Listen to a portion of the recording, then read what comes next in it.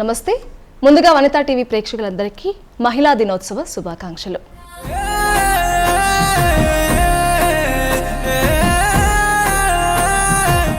మహిళా దినోత్సవాన్ని పురస్కరించుకొని మీకు ఒక విశిష్ట అతిథిని పరిచయం చేయబోతున్నాం. విద్య మనిషి మనుగడకు, అలాగే సమాజంలో గౌరవాన్ని, ఆర్థిక సాధికారతకు దోహదం చేస్తుంది. విద్యతో పాటు సాధించాలనే గొప్ప సంకల్పం ఉంటే ఉన్నత స్థాయిలో కూర్చోబెడుతుంది. జీవితంలో కష్టాలు కన్నీళ్ళు ఉంటాయని తెలిసి కూడా పోరాటంతో స్ఫూర్తితో ముందుకు వెళ్ళి ఇప్పుడు ఒక ఉన్నత స్థాయిలో ఉన్నారు మరి జస్టిస్ గిరిజా ప్రియదర్శిని గారు.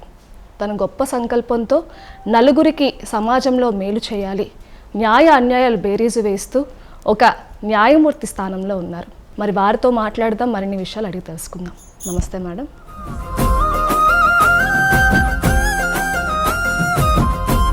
మేడం, మీరు మాస్టర్స్ డిగ్రీ ఇన్ సోషియాలజీ చేశారు, లా చదివారు అండ్ అలాగే పొలిటికల్ సైన్స్ చదివారు. అంటే మీ జీవితంలో చాలా వరకు మీరు చదువుతూనే ఉన్నారు కదా, అందుకేనా మీరు చాలాసార్లు అంటారు విద్య ఉంటే సక్సెస్ ఉన్నట్టే అని? విద్య ఉంటే సక్సెస్ ఉంటుంది కాదన్ను, కాకపోతే విద్య ఒక్కటే సక్సెస్కి కారణం కాదు. ఎందుకంటే చాలామంది విద్యావంతులు సెటిల్ అవ్వకుండా ఉన్నవాళ్ళు ఉన్నారు. అలాగే ఏ విద్య అంటే చదువు లేకుండా కూడా సక్సెస్ అయిన వాళ్ళు ఉన్నారు. కాబట్టి విద్యతో పాటు కృషి అనేది చాలా ఇంపార్టెంట్. విద్యతో పాటు కృషి ఉన్నట్టయితే ఖచ్చితంగా సక్సెస్ అవుతారు. మీరు మీ చిన్నప్పటి నుంచి అంటే మీ కెరీర్ కూడా మీరు ఆఫ్టర్ మ్యారేజ్ స్టార్ట్ చేశారు. సో మీరు ఆఫ్టర్ మ్యారేజ్ కెరియర్ స్టార్ట్ చేసి ఇప్పుడు ఒక హైకోర్టు న్యాయమూర్తి స్టేజ్లో ఉన్నారంటే చిన్న విషయం కాదు. సో ఎలాంటి స్ట్రగుల్స్ ఫేస్ చేసి ఉంటారు? యాక్చువల్గా ఇంటర్మీడియట్లో మ్యారేజ్ అయింది నాకు. నేను బైపీసీ స్టూడెంట్ని. ఫర్దర్ మోర్ మా ఇంట్లో 24 డాక్టర్స్ ఉన్నారు, అన్నయ్యలు వదినలు అంతా కూడా. సో నేను కూడా డాక్టర్ అవ్వాలని బైపీసీ అండ్ ఎగ్జాక్ట్గా ఎంసెట్ రోజే నా మ్యారేజ్. ఇంకా మ్యారేజ్ అయిన తర్వాత మా హస్బెండ్కి ఏంటంటే he's in technical side. So మళ్ళీ నువ్వు మళ్ళీ ఇంటర్మీడియట్ చదివి అంటే ఎంపీసీ తీసుకో, నువ్వు కూడా ఇంజనీర్ అవ్వు అని చెప్పి సలహా ఇవ్వడం జరిగింది. కానీ నేను నెక్స్ట్ BAలో జాయిన్ అవ్వడం జరిగింది. BA తర్వాత MA అవన్నీ చేస్తాను. అంటే చిన్నప్పటి నుంచి డాక్టర్ అవుదామన్న ఒక కోరికతో సడన్గా మీరు నల్లకోట ధరించాల్సి వచ్చింది. తెల్లకోట అంటే ఇంట్లో అందరూ డాక్టర్స్ కాబట్టి ఆబ్వియస్లీ నేను కూడా డాక్టర్ అవ్వాలనే ఒక ఆలోచన ఉండేది తప్ప ఏమి గోల్ అంటూ ఏమీ లేదు. ఓకే, అట్లా. సో అంటే ఎప్పుడైనా చిన్న రిగ్రెట్ ఉందా, అయ్యో నేను కూడా డాక్టర్ని అయి ఉంటే బాగుండేదే అని చెప్పి? ఏమీ లేదు. బికాజ్ వాట్ ఎవర్ ప్రొఫెషన్ నేను ఈరోజు ఈ ప్రొఫెషన్లో ఉన్నా అంటే ఏ ప్రొఫెషన్లో ఉంటే ఆ ప్రొఫెషన్కి నేను న్యాయం చేయాలి కాబట్టి అరే డాక్టర్ అవ్వలేకపోయాను అని మాత్రం ఏం అనుకోలేదు. బికాజ్ అందరూ ఉన్నారు మా ఫ్యామిలీలో, అదర్ ఫ్యామిలీ మెంబర్స్ డాక్టర్స్ కాబట్టి అట్లా రిగ్రెట్ ఏమీ లేదు. ఓకే. అండ్ అలాగే చాలా తక్కువ మంది మహిళలు ఈ జ్యుడిషియరీ రంగంలోకి వస్తుంటారు. మరి మీరు ఈ రంగంలోకి రావడానికి ఇన్స్పిరేషన్ ఎవరైనా ఉన్నారా? యాక్చువల్గా మా ఫ్యామిలీలో లీగల్ సైడ్ ఎవరూ లేరు యాక్చువల్గా. అయితే మా అక్క వాళ్ళ మావయ్య గారు కోనాడ సూర్యప్రకాశ్రావు గారు అప్పట్లో అనేవాళ్ళు, అమ్మ లా చేస్తే బాగుంటుంది, చాలా చదువుతున్నావు కదా అని చెప్పి ఆయన సలహా ఇచ్చారు. ఇచ్చిన తర్వాత అదే టైంలో మా హస్బెండ్ కూడా లా చేశారు. He's an engineer actually. ఆయన engineering and MTech from IIT Madras చేసినప్పటికీ కూడా ఆయన లా చేశారు. సో ఆయన సలహా, మా మావయ్య గారి సలహా and at the same time మా హస్బెండ్ లా చేయడంతో చేస్తే ఎట్లా ఉంటుందని చెప్పి లా సెట్ రాశారు. వచ్చినాక చూద్దాంలే అన్నట్టు సీట్ వచ్చింది. సీట్ వచ్చాక ఇంకా అప్పుడు లా చేయడం జరిగింది. NBM లా కాలేజ్లో చదివాను, లా చేశాను. ఈ ఫీల్డ్ అనేసరికి కూడా కొంత స్ట్రెస్ ఉంటుంది, కొన్ని సెన్సిబుల్ మ్యాటర్స్ ఉంటాయి, చాలా జాగ్రత్తగా ఉండాలి, న్యాయ అన్యాయాలను బేరీజ్ వేయాలి. సో వీటన్నిటినీ కూడా మీరు సక్సెస్ఫుల్గా ఒక 25 ఇయర్స్గా చేస్తూ వచ్చారు. సో ఎలా ఉండేది ఆ స్ట్రెస్ లెవెల్స్ కానీ, వాటిని ఎలాగ మీరు కొంచెం ప్రాబ్లమెటిక్గా అనిపించినప్పుడు ఎలా మేనేజ్ చేసేవాళ్ళు? This no goal. నాకు ఇలా జ్యుడిషియర్లోకి వస్తాను గోల్ అయితే లేదు. ఇట్లా చదువుకుంటున్నప్పుడు యాక్చువల్గా I should say about my sister also. It is my sisters advice, నువ్వు మెజిస్ట్రేట్ ఎగ్జామ్ రాయొచ్చు కదా, ఇన్ని ఎగ్జామ్స్ రాసావు, మెజిస్ట్రేట్ రాయొచ్చు కదా అని చెప్పినప్పుడు సరే మెజిస్ట్రేట్ ఎగ్జామ్ రాద్దాం అనే టైంలో అప్పటికే అప్లికేషన్స్ డేట్ లాస్ట్ డేట్ అయిపోయింది. డైరెక్ట్ డిస్ట్రిక్ట్ జడ్జెస్ ఉన్నాయన్నమాట. So I applied for direct district judge and without any coaching, ఏమీ కోచింగ్ లేదు, ఇంట్లోనే చదువుకొని రాయడం జరిగింది. ఫస్ట్ అటెంప్ట్లో వచ్చాను. వచ్చినాకంటే this no goal for this judiciary రావాలి. ఒక్కసారి వచ్చి నేను జ్యుడిషియరీలో జాయిన్ అయిన తర్వాత దెన్ నేను చాలా డెడికేటెడ్గా అది ఏదంటే ఇప్పుడు జ్యుడిషియరీలోకి వచ్చాక మీరు అన్నట్టు stress job, any profession stress అనేది ఉంటుంది, ఒత్తిడి ఉంటుంది. But at the same time అది తీసుకుంటేనే మనకు ఉంటుంది. తీసుకున్న కొంతమంది చిన్న చిన్న విషయాలకి ఒత్తిడికి లోనవుతారు. పెద్ద పెద్ద విషయాలు కూడా చాలా సునాయాసనంగా పరిష్కరించుకునే వ్యక్తులు కూడా ఉంటారు. సో ఒత్తిడి అనేది it depends upon the perceptive of the persons. అంటే మనుషుల యొక్క ఆలోచన విధానాలపై ఒత్తిడి ఉంటుంది అట్లా. సో నా వర్క్ వచ్చేటప్పటికల్లా నేను ఎక్కువగా ఒత్తిడి వర్క్ పరంగా వర్క్ చేసుకున్నా సరే రిలాక్స్డ్గానే వర్క్ చేస్తాను. ఎందుకంటే ఐ ఎంజాయ్ మై వర్క్. మనం ఏదైనా ఒక పనిని ఎంజాయ్ చేస్తే స్ట్రెస్ ఫీల్ అవ్వం. ది సేమ్ వే ఈవెన్ నేను బెంచ్ మీద కూడా చాలా రిలాక్స్డ్గానే ఉంటాను. అంటే పని చేస్తున్నట్టు ఏం కనిపించదు, అంత రిలాక్స్డ్గా ఉండేటప్పుడు ఈజీగా మనం పని చేసుకోవచ్చు. ఎందుకంటే బెంచ్ మీద కూర్చొని నేనే ఒత్తిడికి గురై స్ట్రెస్ ఫీల్ అవుతుంటే వచ్చిన వాళ్ళకి ఈవిడే ఎంత స్ట్రెస్ ఫీల్ అవుతుంది, మాకేం న్యాయం చేస్తుంది అనుకునే సందర్భాలు ఉంటాయి కాబట్టి సో రిలాక్స్డ్గా నా ప్రొఫెషన్ని నేను ఇష్టపూర్వకంగా వర్క్ చేస్తున్నాను కాబట్టి అంత ఒత్తిడి అయితే నాకు అనిపించలేదు. మేడం, అలాగే మహిళలు ఇప్పుడు అన్ని రంగాల్లోకి ముందుకు వస్తున్నారు.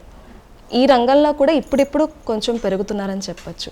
అయితే సైకలాజికల్గా మహిళలు ఎంతవరకు సాధికారత సాధించారంటారు? ఫస్ట్ ఆఫ్ ఆల్ ఇప్పుడిప్పుడే మహిళలు చదువుకుంటూ ఉద్యోగాలు చేసుకుంటూ బయటకు వస్తున్నారు. సో ఇప్పుడు ఆ ప్రాసెస్లో అవుతుంది. సో ఇక నెక్స్ట్ ఇంకా కొంతకాలంకి మహిళా సాధికారత అనేది కంప్లీట్గా మనం అచీవ్ చేస్తాం. రెండోది ఏంటంటే ఇప్పుడు మీరు అన్న సైకలాజికల్గా సాధికారత అని, బికాజ్ విమెన్కి ఏంటంటే తరతరాల నుంచి ఒక పని ఏదైనా ఉంటే ఆ ఆడవాళ్ళు వాళ్ళేం చేస్తారు అని ఒకటి మైండ్లో పెట్టేయడంతో ఏంటంటే మనకి సబ్ కాన్షియస్ మైండ్లో ఉండిపోతుంది ఆ పని చేయగలమా లేదా అని. కానీ నేను పర్సనల్గా చెప్తున్నాను, women are more powerful and more capable of doing anything. ఒక పురుషుడికి ఒక స్త్రీకి ఒక పని ఇచ్చినట్టయితే పురుషుడితో సమానంగా పని చేయడమే కాకుండా షీల్ కంప్లీట్ ఇట్ సక్సెస్ఫుల్గా కంప్లీట్ చేయగలదు. అయితే ఆ టాలెంట్ మనకి ఇంత స్ట్రెంగ్త్ ఉన్నదని వాళ్ళకి సైకలాజికల్గా తెలుసుకునే రోజున కంప్లీట్ అవుతుంది సాధికారత అని. ఈ మధ్యనే వింటున్నాం ఈ వర్డ్ విమెన్ ఎంపవర్మెంట్ ఆర్ మహిళా సాధికారత. అది కంప్లీట్ అవ్వాలి అంటే ఇప్పుడున్న జనరేషన్ వాళ్ళు చదువుకుంటూ ఉద్యోగాలు చేస్తారు. ఇంకా నెక్స్ట్ జనరేషన్కి వచ్చేటప్పటికల్లా కంప్లీట్గా మహిళా సాధికారత అనేది కంప్లీట్ అవుతుందని, బోత్ సైకలాజికల్ ఆర్ మామూలుగా మీరు అంటున్నటువంటి విమెన్ ఎంపవర్మెంట్ అనేది ఉంటుందని అనుకుంటున్నాను.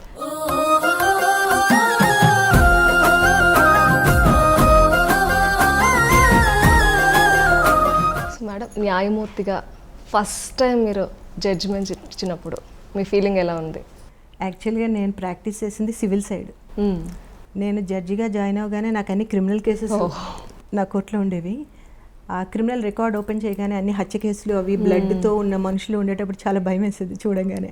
I just use to turn the pages అట్లా తీసేసేవాళ్ళం. కాకపోతే అంటే స్టార్టింగ్లో కాబట్టి ఆ తర్వాత అలవాటు అయిపోతుంది. స్టార్టింగ్ అన్న ఫస్ట్ నేను డౌరీ డెత్ కేసు జడ్జ్మెంట్ ఇవ్వడం జరిగింది. ఫస్ట్ ఒక అమ్మాయిని కట్నం కోసం కిరోసిన్ పోసి తగలబెట్టేశారా అంటే అప్పుడు కొంచెం స్టార్టింగ్ కాబట్టి అది సైకలాజికల్గా అంటే ఫీల్ అవుతాం బీయింగ్ ఎ విమెన్, ఆ ఫీల్ ఉంటుంది. తర్వాత ఏంటంటే మిగతా కేసెస్ ఒక ఎక్స్పీరియన్స్ మీద చేసుకుంటూ వెళ్తాం. ఓకే, సో త్రూ అవుట్ ఒక 16 years వరకు మీరు వర్క్ చేస్తున్నారు న్యాయమూర్తిగా. ఎన్నో కేసులు చూసుంటారు. అందులో మీకు మర్చిపోలేని కేసు, మిమ్మల్ని బాగా ఆలోచనలో పడేసిన కేసు ఏదైనా ఉందా? నేను ఆదిలాబాద్లో పనిచేస్తున్నప్పుడు అక్కడ ప్రిన్సిపల్ డిస్ట్రిక్ట్ జడ్జిగా వర్క్ చేస్తున్నప్పుడు ఒక సంఘటన జరిగింది. మీకు అందరికీ తెలుసు దిశ కేసు, మీకు ఐడియా ఉంది. అదే సమయంలో ఇక్కడ దిశ కేసు గురించి చాలా సంచలనమైన కేసు గురించి అందరూ దృష్టి ఆ కేసు మీద ఉండే సమయంలో మరొక కేసు సేమ్ ఇలాంటి కేసే, గ్యాంగ్ రేప్ కేసు. అది ఆసిఫాబాద్లో ఒక దళిత మహిళ మీద జరిగింది. అయితే గ్యాంగ్ రేప్ జరిగి ఆమెను చంపేసిన విషయం వెలుగులోకి రాలేదు. ఎక్కడ కేసు రిజిస్టర్ అవ్వనప్పుడు అక్కడ ఆ ఊరి గ్రామస్తులందరూ కూడా యాజిటేషన్ అంతా చేస్తూ ఉన్నప్పుడు నా దృష్టిలో వచ్చినప్పుడు నేను అక్కడ ఎస్పీ అక్కడ మల్లారెడ్డి గారు వర్క్ చేసినప్పుడు అడిగా, ఏంటి ఇక్కడ కేసు ఏదో అయినట్టుంది, ఏదో సంఘటన జరిగిందంట, అది రిజిస్టర్ కూడా అవ్వలేదు అని చెప్పన్నప్పుడు ఎస్పీ గారు చెప్పారు, లేదు మేడం మేము రిజిస్టర్ చేసాము, ఇన్వెస్టిగేషన్ స్టార్ట్ చేసామని చెప్పన్నారు. యాదృచ్ఛికంగా ఏం జరిగిందంటే ఆ కేసు కోసమని ఫాస్ట్గా అవ్వాలని చెప్పి దానికోసం ఒక స్పెషల్ కోర్టుని ఎస్టాబ్లిష్ చేసి ఫాస్ట్ ట్రాక్ కోర్టు ఆ కేసు నన్నే పరిష్కరించమని నాకే ఇచ్చారు. ఓకే, ఇవ్వడంతో నేను చాలా ఫాస్ట్గా వితిన్ 3 monthsలో ఆ కేసుని డిస్పోజ్ ఆఫ్ చేయడం జరిగింది. అయితే ఆ కేసులోని నేను మరణశిక్ష విధించాను అందులో 3 అక్యూజ్డ్కి. ఆ కేసు అయిన తర్వాత నాకు న్యాయం చేశాను. ఒక కేసులో చాలామంది మరణశిక్ష వరకు వెళ్ళింది అని అంటున్నారు, కానీ ఆ కేసు ఫ్యాక్ట్స్ చూసినట్టయితే అది చాలా చిన్న శిక్ష అనిపించింది. మరణశిక్ష అంటే ఆ నిమిషంకే చచ్చిపోతారు, కానీ ఆమె ఎంత నరకయాతన అనుభవించి చనిపోయిందో. సో ఈ కేసులో నేను న్యాయం చేశాను అని గుర్తొచ్చినప్పుడల్లా ఒక తృప్తి. న్యాయమూర్తుల మీద కూడా ప్రభుత్వాలు ప్రభావితం చూపిస్తాయి అని చెప్పి, అంటే ఇది నిజమా అబద్ధమా? Judiciary is an independent body. జనరల్గా కోర్టుకి ఎవరైనా దేనికి వస్తారు? As a last resort. ఇంకా మాకు ఎక్కడ న్యాయం జరగదు అనుకున్నప్పుడు కోర్టు వైపు దృష్టి సారిస్తారు. ఏదో 1-2 సంఘటనలు ఎక్కడో జరుగుతూ ఉంటాయి కాదన్నాను, వాటి బట్టి మొత్తం న్యాయ వ్యవస్థను విమర్శించడం కరెక్ట్ కాదు. రెండోది ఏంటంటే, ఇప్పుడు న్యాయ వ్యవస్థ అనేది ఇంతకుముందు ఎవరికి అంత అవగాహన ఉండేది కాదు. ముఖ్యంగా ఇప్పుడు ఏమైందంటే, మాకు లోక్ అదాలత్స్ అని, లీగల్ సర్వీసెస్ అథారిటీ అని ఉండడం వల్ల కొంచెం ప్రజలతో దగ్గరికి పరిపాలనలాగా వెళుతోంది. మన చట్టాలు కానీ న్యాయాలు కానీ వారికి అవగాహన సదస్సులు పెట్టడం. రెండోది ఏంటంటే సోషల్ మీడియా. ఈ సోషల్ మీడియా వల్ల ఏంటంటే ట్రాన్స్పరెన్సీ అని చెప్పి మాకు చాలా కోర్ట్స్ అన్నీ కూడా లైవ్ టెలికాస్ట్ అవుతుంటాయి.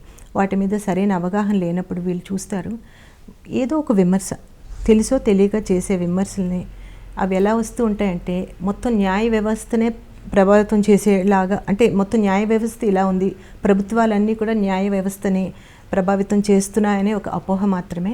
నేనైతే దాంతో ఏకీభవించను. అలా నిజంగానే అట్లాంటిది ఉండి ప్రజలకి న్యాయ వ్యవస్థ మీద నమ్మకం లేకపోయినట్టయితే ప్రతిరోజు వేల కొద్ది కేసులు ఎందుకు రిజిస్టర్ అవుతున్నాయి, పడుతున్నాయి కేసెస్. ప్రజలందరూ వచ్చి మొత్తం దేశవ్యాప్తంగా కొన్ని వేల కేసులు వేస్తూ ఉన్నారు కోర్టుల్లో. ఎందుకని? న్యాయం జరుగుతుందనే కదా.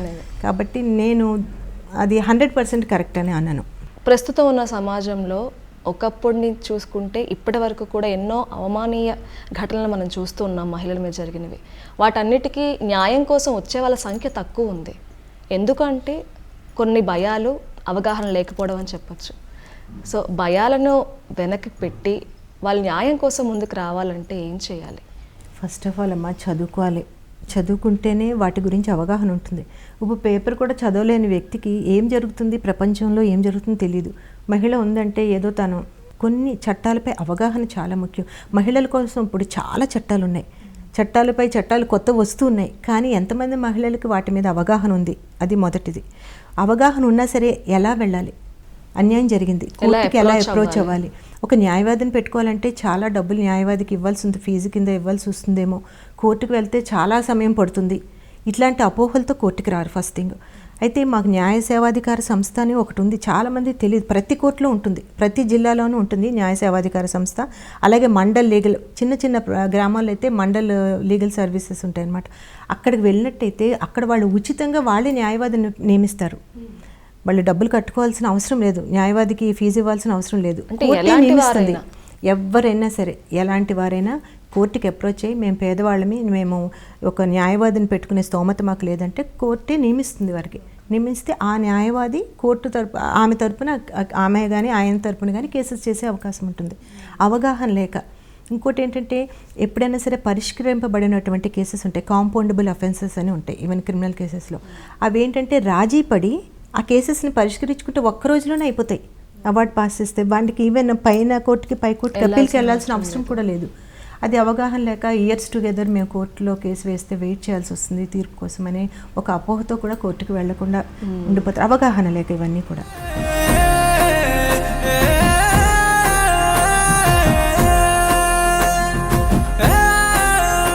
మేడం, అలాగే ఈ రోజుల్లో మనం చూసుకుంటే డివోర్స్ కేసులు అనేవి చాలా చాలా పెరిగిపోయాయి.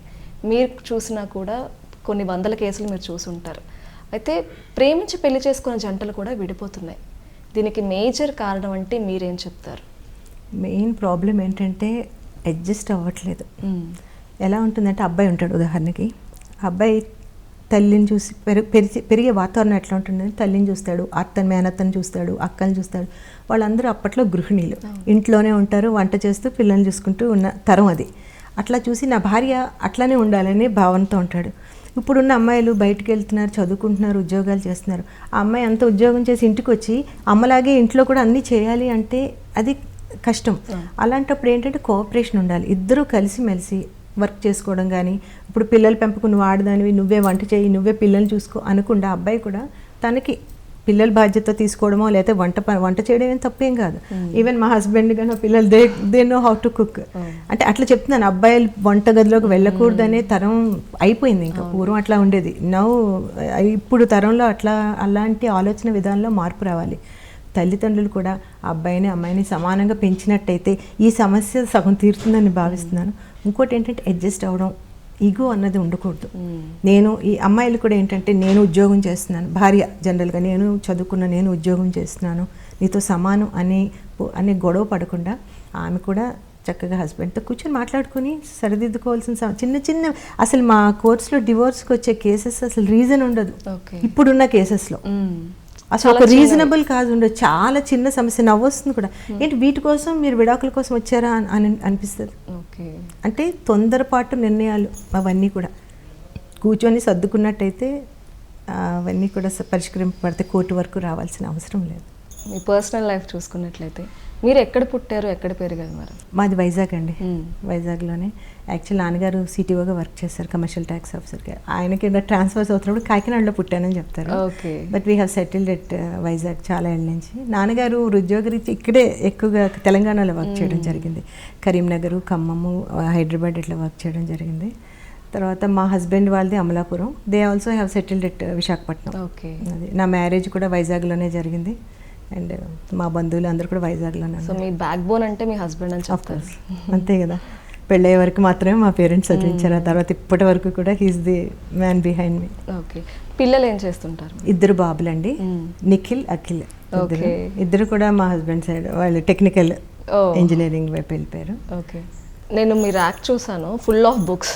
స్టిల్ ఇప్పటికే మీరు చదువుతారా? మేము చదవాల్సిందే, మా ఉద్యోగం అంతా నిరంతర విద్యార్థులు, చదవాల్సిందే, చదవకుండా అవ్వదు. ప్రతిరోజు బుక్స్ చదవాల్సిందే. ఏదో ఒక కేసులా చూస్తూనే ఉంటాం, జర్నల్స్ అవి చదువుతూ ఉంటాం. మేడం, ప్రతి ఒక్కరు ప్రొఫెషనల్ లైఫ్, పర్సనల్ లైఫ్కి టైం కేటాయించాలి అనుకుంటారు. రెండు ఇంపార్టెంటే. సో రెండిటికి మీరు ఈక్వల్ టైం ఇస్తారా? ఖచ్చితంగా ఇస్తాను. Because family is important, at the same time profession కూడా న్యాయం చేయాలి కాబట్టి ఖచ్చితంగా ఇస్తాను.